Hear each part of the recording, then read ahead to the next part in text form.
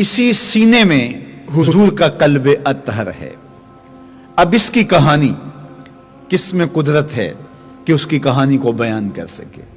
یہ جو اعلیٰ حضرت امام اہل محبت علیہ رحمہ نے قصیدہ سلامیہ لکھا ہے، مصطفیٰ جان رحمت پہ لاکھوں سلام، اس میں حضور کے ایک ایک عضو پر سلام پیش کیا ہے۔ کبھی حضور کے سر انور کی بات کرتے ہیں، جس کے آگے سرے سرورا خم رہے، جس کے آگے سرے سرورا خم رہے، اس سرے تاج رفعت پہ لاکھوں سلام۔ کبھی پیشانی کا ذکر کیا، جس کے ماتھے شفاعت کا صحرا رہا، اس جبین سعادت پہ لاکھوں سلام۔ کبھی حضور کی مبارک بینی کا ذکر کیا، اونچی بینی کی رفعت پہ لاکھوں سلام، کروڑوں درود۔ نیچی نظروں کی حیا پر سلام کبھی پیش کیا، کبھی پتلی پتلی گلے قدس کی پتیوں کا تذکرہ کیا، کبھی بحر موج سماعت ہاتھوں کا ذکر کیا، کبھی وہ انگلیاں جس سے نور کے چشمے لہرائیں اور دریا پھوٹیں، ان انگلیوں کی کرامت کی کہانی چھیڑی، کبھی سینہ اطہر کی بات کی، کبھی حضور علیہ السلام کی زبان مبارک، کبھی وہ دہن جو وحی خدا کا مظہر قرار پایا، ایک ایک عضو کی بات چھیڑی۔ پھر جب ایک ایک عضو کی بات کی اعلیٰ حضرت نے تو جی چاہا کہ حضور کے قلب اطہر پر بھی سلام کیا جائے، لیکن یہاں قلم رک گیا۔ لیکن پھر ایک اعلیٰ حضرت جو ہے وہ اپنے قلم کو جنبش دیتے ہوئے کیا لکھتے ہیں، ذرا ذوق لیجئے۔ دل سمجھ سے ورا، جب دل کی بات آئی تو بولے دل سمجھ سے ورا مگر یوں کہوں، دل سمجھ سے ورا مگر یوں کہوں، غنچائے راز وحدت پہ لاکھوں سلام۔ دل سمجھ سے ورا مگر یوں کہوں، غنچائے راز وحدت پہ لاکھوں سلام۔ یہ اللہ کے رازوں کا امین ہے حضور کا قلب اطہر۔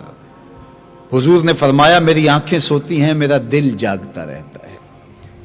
میرے اور آپ کے سونے سے ہمارا وضو ٹوٹ جاتا ہے، حضور کی نیند ناقض وضو نہیں ہے، اس لیے کہ جب ہم سو جاتے ہیں ہم غافل ہو جاتے ہیں، اس لیے حقیقت میں نیند ناقض نہیں ہے۔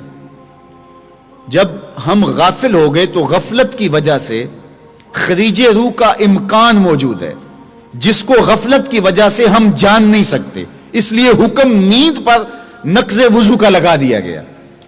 لیکن حضور کی نیند ناقض وضو اس لیے نہیں کہ حضور غافل ہوتے نہیں، حضور کا دل جاگ رہا ہوتا ہے۔ آنکھیں سوتی ہیں لیکن حضور کا قلب اطہر نہیں سوتا ہے۔ اللہ اکبر۔ جب معراج کی شب حضور کا سینہ اطہر شک کیا گیا تو جبریل امین نے حضور کے قلب اطہر کو سینہ اطہر سے باہر نکالا، ایک تشت میں رکھا اور آب زمزم سے غسل دیا۔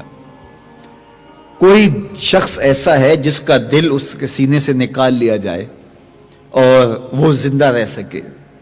حضور کا قلب اطہر سینہ نور سے نکالا گیا، زمزم سے اسے غسل دیا گیا، پھر دوبارہ حضور کے قلب اطہر کو سینہ اطہر میں رکھا گیا۔ تو جبریل امین نے حضور کے قلب اطہر کو جب دیکھا تو اش اش کر اٹھے۔ علامہ بدر الدین عینی نے عمدۃ القاری شرح صحیح بخاری میں لکھا کہ جو ہی حضور کے قلب اطہر کو جبریل امین نے دیکھا تو وہ اش اش کرتے پکار اٹھے، قلب وقی، واہ واہ کیسا دل ہے، فیہ عینان تبصران و اذنان تسمعان، کیسا دل ہے جس میں دو آنکھیں ہیں جو دیکھتی ہیں، دو کان ہیں جو سنتے ہیں۔ تو یہ حضور کے قلب اطہر کی کہانی ہے۔